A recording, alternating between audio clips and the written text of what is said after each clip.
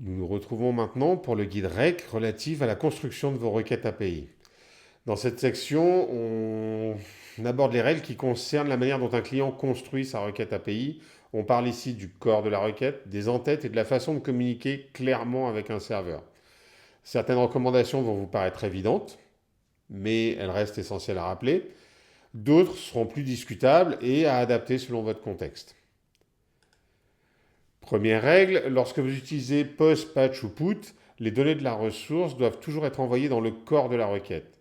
On évite de passer des attributs dans la query string. Vous avez les deux manières de procéder données en exemple, avec le do, donc à faire, et le don't, à ne pas faire dans l'URL. Deuxième règle, accepter JSON. Dans le contenu, vous devez accepter JSON. C'est le format attendu pour le corps de la requête. C'est aujourd'hui le standard dans la plupart des intégrations modernes. Règle immédiatement nuancée par la troisième, où nous vous conseillons d'accepter également le contenu XML. Ce que j'ai dit sur JSON est vrai, c'est devenu le standard. Il n'empêche que XML reste présent à la fois dans des écosystèmes de solutions entreprises et aussi en particulier dans l'écosystème .NET. Dans votre propre contexte, si ça se trouve, XML est largement dominant. Dans ce cas-là, vous modifierez les règles pour obliger à accepter le contenu XML. Néanmoins, continuez d'accepter le contenu JSON de façon obligatoire également. Quatrième règle, le client doit indiquer le format du corps qu'il envoie en utilisant l'entête standard content type.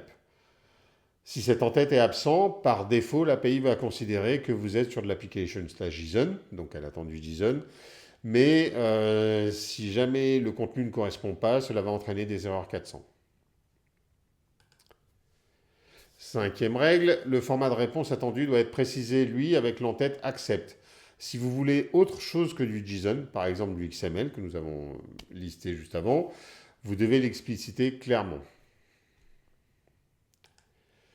Sixième règle, utiliser des entêtes standardisées. Par exemple, authorization pour authentification, accept pour le format de réponse, content type pour le corps. Nous avons vu les deux derniers largement dans les règles précédentes. Suivre ces conventions facilite la compréhension et l'intégration par d'autres développeurs. Encore une fois, nous nous situons dans l'expérience développeur.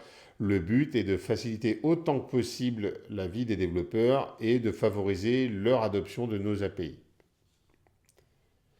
Dernière règle, REC 07, vous devez créer des entêtes spécifiques. Précisez-le par X-. Alors, certains diront tiré du 6, certains diront moins. Bon, X-, vous avez l'exemple sous les yeux.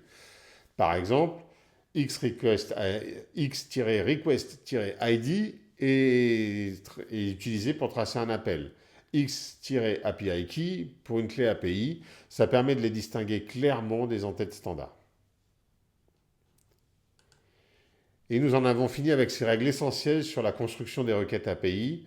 Ces règles posent les bases pour une communication claire et standardisée entre le client et son serveur. Comme toujours, il vous appartient à vous de compléter ces bonnes pratiques et d'adapter vos directives et votre contexte.